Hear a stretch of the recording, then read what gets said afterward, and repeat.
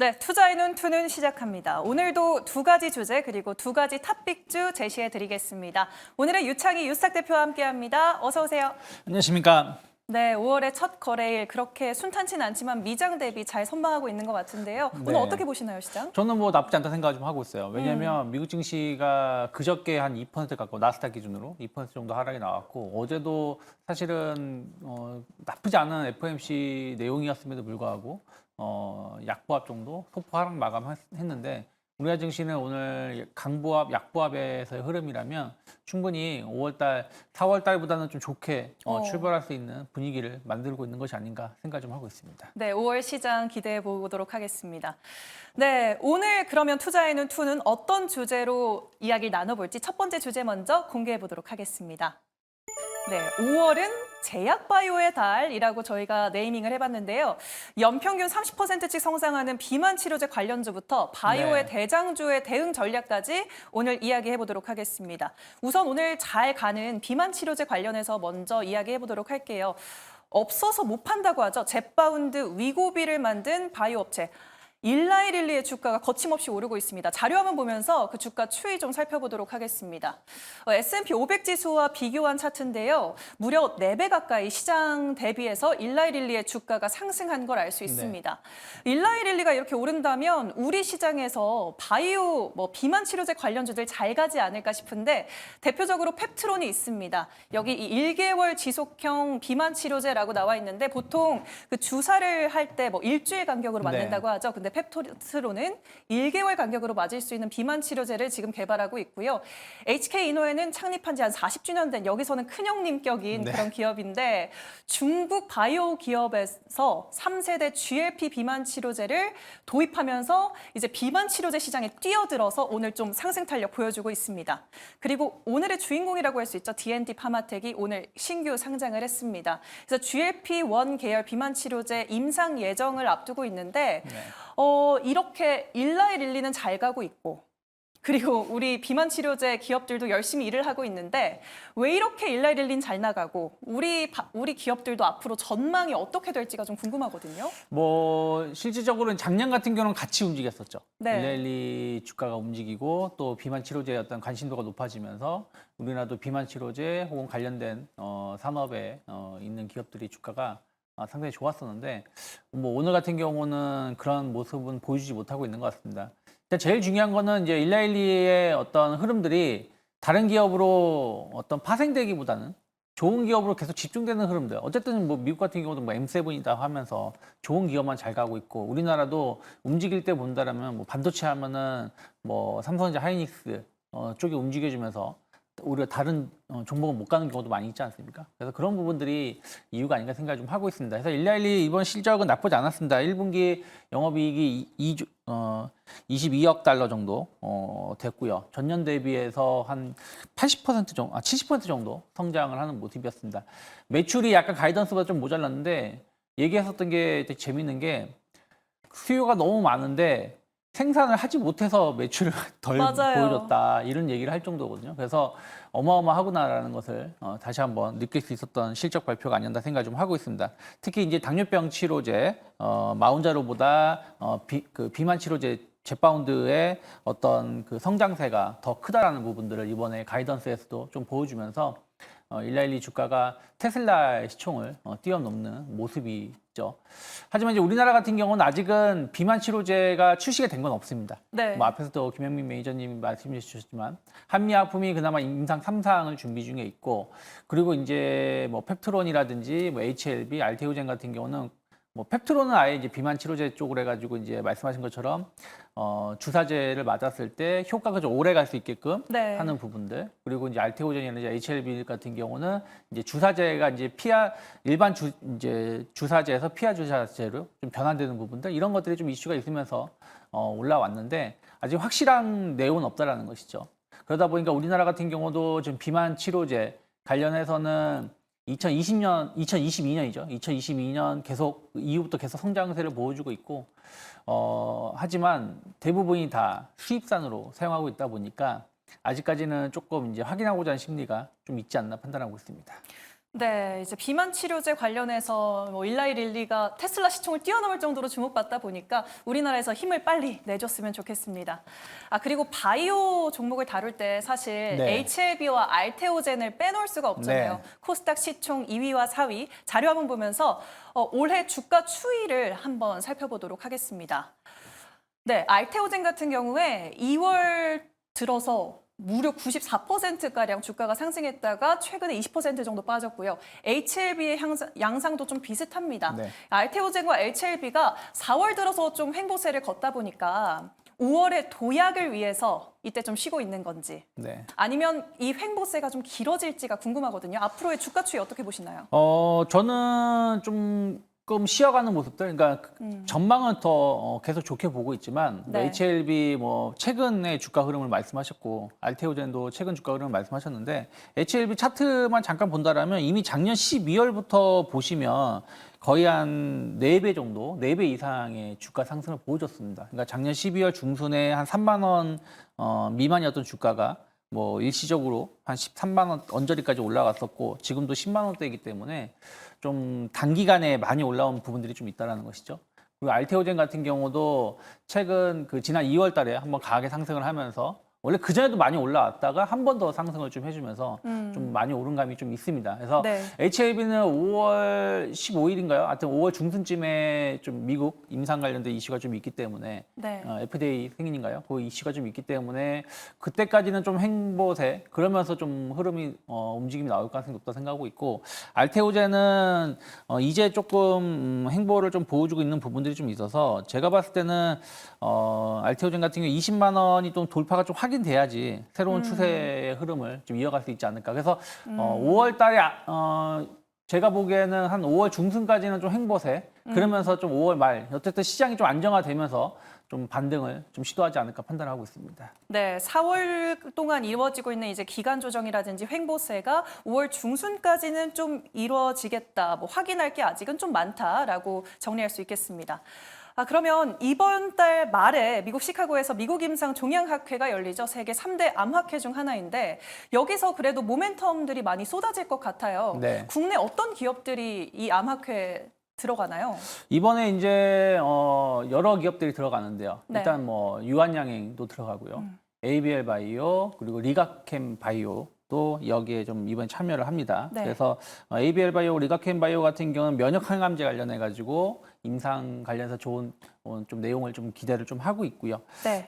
그리고 이제 GI 이노베이션 같은 경우도 전이성 고혈압 관련해서 임상 이런 데이터를 좀 발표할 예정으로 좀 알려지고 있습니다. 그리고 이제 유한양행 같은 경우도 그 폐암 치료제, 렉나자 관련해서 특히 이제 유한양행이 작년에 주가가 잘 가다가 렉나자가 효능은 있는데 네. 생각했었던 것보다 좀 약하다라는 것 때문에 주가가 급락이 나왔었고 그 이후에 약간 지지부진한 모습인데 이번에 이제 아스코에서 좀 좋은 내용이 나온다라면 조금 의미 있는 부분들을 좀 보여줄 수 있지 않을까 생각을 좀 하고 있습니다.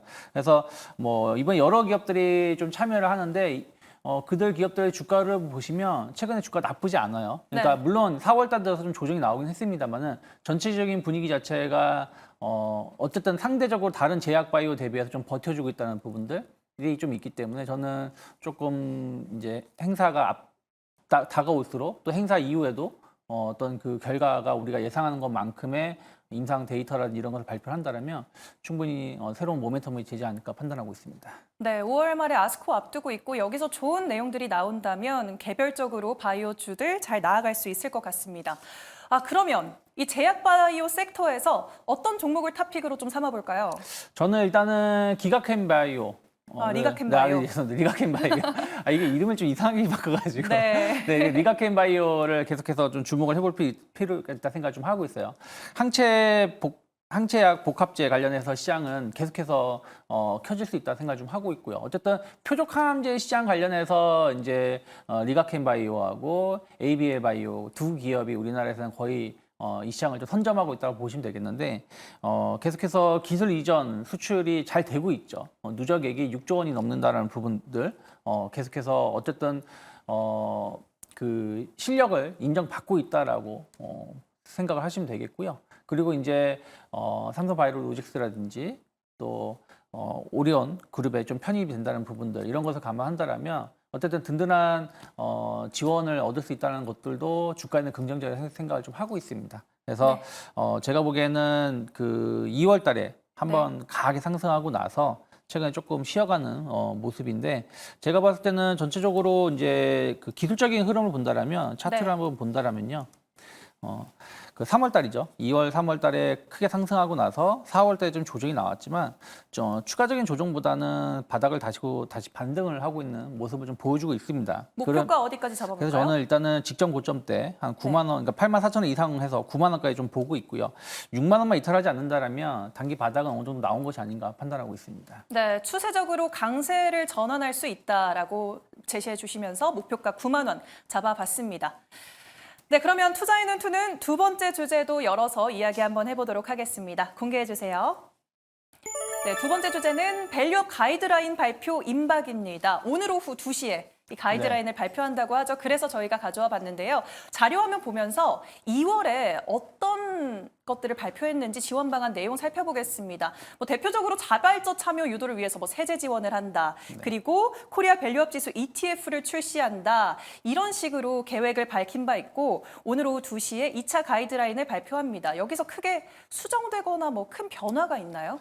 뭐 제가 보기에는 크게 수정될 가능성은 좀 적다 생각을 좀 하고 있어요. 그러니까 2월 달에 이런 가이드라인이 발표가 됐을 때 조금 강제성이 없다. 얘기가 좀 나 있었죠. 그러니까 일본 같은 경우는 뭐 안 지키면 상장 폐지도 검토하겠다. 뭐 이런 그런 부분도 강제성이. 있었는데 우리나라는 그런 게 좀 없다 보니까 네. 좀 아쉬운 감이 좀 있었다고 보고 있어요. 하지만 이것을 뭐 강제화한다는 건 쉽지 않다. 저는 생각을 좀 하고 있는데요. 일단은 뭐 그날 이제 2월 26일 발표 내용을 좀 본다. 그 이후로 이제 오늘 발표될 것을 이제 예상을 해본다라면 일단 기업 가치 제고 목표 계획을 어떤 기업별로 어떤 발표를 하게끔 유도를 할 것 같아요. 그래서 이게 목표 달성 시점이 뭐 올해다, 내년이다, 내후년이다 이런 부분들을 가이드라인을 잡을 수 있게끔 유도를 할 것이고 어쨌든 공시라든지 뭐 이런 걸 통해서 할 수 있게끔 말한다는 것인데 제일 중요한 건 제가 보기에는 이제 자율이지만 공시 이행을 성실히 했을 때 어떤 이제 인센티브를 제공을 하겠다라는 건데 솔직히 여기서 어떤 인센티브가 제공될지는 잘 모르겠지만 어쨌든 지금은 이제 공시 이행을 하지 않아도 큰 문제는 없는데 이것을 조금 뭐 좀 잘할 수 있게끔 준비를 해준다라는 것은 의미가 있지 않을까 판단하고 있습니다. 네, 목표 달성 시점을 좀 구체적으로 제시하고 또 이행한 기업에게 인센티브를 제공하고 이런 것들이 구체적으로 가이드라인이 나오겠다. 알겠습니다. 오늘 주식시장에서 이 밸류업 관련주들이 사실 하락세입니다. 네. 뭐 특히 뭐 금융 관련주 하락폭이 꽤 큰데 지난 2월 밸류업 프로그램을 발표하니까 호재에도 주가가 급락하는 세론 급락했었죠. 현상이 네. 일어났단 말이죠. 그래서 이번에도 이 정책 발표 후에 관련주들을 팔아야 하는지 좀 궁금해요. 저는 그럴 필요는 없다 생각하고 있어요. 오. 비록 오늘 뭐 금융주들이 조금 납폭을 좀 줄이긴 했습니다만은 뭐 많게는 한 3% 정도 조정이 나오는 기업들도 좀 있는데 저는 오히려 어쨌든 계속해서 정부가 이쪽에 대해서 푸시를 하겠다는 것을 확인시켜 주는 것만 하더라도 투자 심리에는 상당히 개선될 수 있다는 생각을 좀 하고 있고요. 네. 또 하나가 이들 기업들 다 실적이 좋습니다. 그래서 실적이 좋은 기업을 굳이 우리가 팔 필요는 없다. 저평가에 대한 어떤 인식들은 공론화가 되어 있는 것이기 때문에 충분히 저는 기업의 재평가 충분히 이루어질 수 있다 생각을 좀 하고 있어요. 거기다가 뭐 오늘 당장 발표할 건 아니지만 공매도 연장에 대한 어떤 기대감들 있지 않습니까? 네. 뭐 이런 부분들도 어쨌든 매수 우위의 시장이 원래는 이제 작년에 10월, 11월에 발표하고 나서 한 5월, 6월이면 끝날 거라고 생각했었던 것들이 좀 연말까지 좀 미뤄질 수 있다라는 것은 네. 충분히 시장에는 긍정적일 수 있고 또 공매도 타겟이 될 수 있는 기업들이 이런 금융주라든지 이런 종목군들이기 때문에 수급적인 흐름들에서는 우호적인 수급이 좀 더 이어질 수 있다. 그러면 저는 뭐 주가 흐름들은 약간의 변곡은 굴곡은 있을 수 있어도 충분히 추가적인 상승 기대감 열어놔야 되지 않을까 판단하고 있습니다. 그럼 일시적인 굴곡, 뭐 세론 현상이 발생을 하더라도 그냥 보유하고 있으면 되는 겁니까? 뭐 저는 그렇게 보고 있습니다. 알겠습니다. 네, 다음으로 질문 드릴 건 또 이제 밸류업 정책에 따라서 주요 기업들이 주주 환원 정책을 발표했는데 자료화면 보시면 저희는 보통 뭐 증권, 보험, 은행 같은 네. 금융주, 그다음에 자동차주 이렇게 밸류업 대표적인 섹터로 알고 있는데 네. 여기 보면 지주사들, 또 통신사들, 건설사들도 주주 환원 정책을 펼치고 있습니다. 그러면 우리가 흔히 하는 자동차 금융 외에 좀 노려볼 만한 섹터가 있나요? 일단은 뭐 통신주들도 전체적으로 기업이 몇 개 없지만 뭐 음. KT라든지 SK텔레콤 충분히 추가적으로 주주 환원 정책 기대해 볼 만한 게 있다 생각 좀 하고 있고요. 네. 그리고 저는 이제 위에 삼성물산 써 있긴 합니다만은 네. 저는 지주사 어쨌든 가장 저평가되어 있는 우리 특히 기업들이 지주사가 아닐까 생각 좀 하고 있어요. 특히 우리나라 지주사는 해외 다른 기업들 대비해서 그 저평가 있는 게 상당히 강하거든요. 뭐 삼성물산 여기 올려 있지만 삼성물산이 뭐 삼성바이오로직스라든지 뭐 이런 지분 가치만 따져도 시가총액이 그걸 따라가지 못하는 부분들이 있는 거 아니겠습니까? 그래서 이런 지주사들에 대한 어떤 재평가들 그러면 뭐 SK 같은 그룹들도 새롭게 관심을 좀 받을 수 있지 않을까 생각을 좀 하고 있고요. 네. 그리고 의외로 좀 평가가 좀 박한 게 또 음식료 업종군이 아닐까 생각을 좀 하고 있어요. 특히 음식료 업종군들은 실적도 나쁘지 않다는 부분들 이런 것을 감안한다라면 배당도 좀 많이 해주는 섹터가 상대적으로 음식료 업종군들이기 때문에 앞으로 주주 환원 정책 추가로 더 나올 수 있지 않을까 생각을 하고 있습니다. 네, 통신주들뿐만 아니라 지주 업종들 그리고 음식료 업종들도 좀 눈여겨보자라고 말씀해 주셨습니다. 네, 그러면 밸류어 업종 내에서 관심 종목 어떤 걸 꼽아볼까요? 저는 어쨌든 뭐 실적도 좋게 나오고 여러 가지 이슈들이 있는 뭐 쪽에서 본다라면 저 결국 완성차 업체 중에서 뭐 현대차 오. 주목해 볼 만하지 않나 생각 좀 하고 있습니다. 네. 일단은 뭐 사업 내용만 본다라면 뭐 거의 100점 만점 100점이라는 생각 좀 하고 있어요. 제네시스 브랜드 그리고 SUV 등 고가 차량의 판매가 잘 되면서 수익성이 좋아지는 부분들이 좀 있고요. 4월달 수출 내역을 이제 확인해 보니까 자동차가 2, 3월 달은 조금 수출이 좀 더딘 부분들이 둔화되는 부분들이 있었는데 4월 달 다시 한번 역대 최고치를 갱신을 했습니다. 그래서 그 내용을 다시 보니까 전기차 수출은 좀 줄어들었지만 그걸 대체할 수 있는 차량들 뭐 내연기관 차량이라든지 특히 하이브리드 차량의 수출이 엄청나게 늘어났다는 것이죠. 이번에도 실적 발표를 하면서 하이브리드 차량의 모델 라인업을 더 확대하겠다라고 말을 했기 때문에 어쨌든 전기차 성장세는 계속 가져갈 수 있고 또 그게 약간 둔화된다고 하더라도 대체 차량들이 있다라는 부분들은 현대기아의 어떤 기업의 매력도는 더 높일 수 있지 않을까 생각을 좀 하고 있습니다. 거기다가 이제 밸류어 프로그램 관련해서 이미 현대기아 같은 경우는 작년에 상당히 강한 공격적인 주주 환원 정책을 발표를 했었고 이번에 2월 달에 정부 정책이 나와주면서 조금 더 하겠다라고 했죠. 그래서 기아 같은 경우도 자사주 매입을 더 많이 또 상당히 빠르게 진행을 했었던 부분들이 있습니다. 그래서 앞으로 뭐 중간 배당이든 뭐든 배당이 더 높아질 수 있다 생각을 좀 하고 있고요. 계속해서 이런 부분들이 이슈가 된다라면 실적이라든지 이런 부분들 감안했을 때 현대차는 저는 저평가되어 있다 생각을 좀 하고 있고요. 네. 최근에 주가가 이제 4월달 올라오면서 지난 2월달, 3월달 고점대까지 올라왔습니다. 그래서 여기서 모멘텀이 조금만 살아나간다든가 아니면 시장이 조금만 회복이 된다라면 제가 봤을 때는 좀 길게 봤을 때는 뭐 30만 원대까지 어떤 목표가 달성은 충분히 가능하다 생각을 좀 하고 있고요. 네. 손절가 잡는 건 좀 크게 의미는 없지만 그래도 좀 리스크 관리한다라면 20만 원이 크게 이탈하지 않는다라면 전 조정 시 분할 매수 해볼 수 있는 좋은 기업이 아닐까 판단하고 있습니다.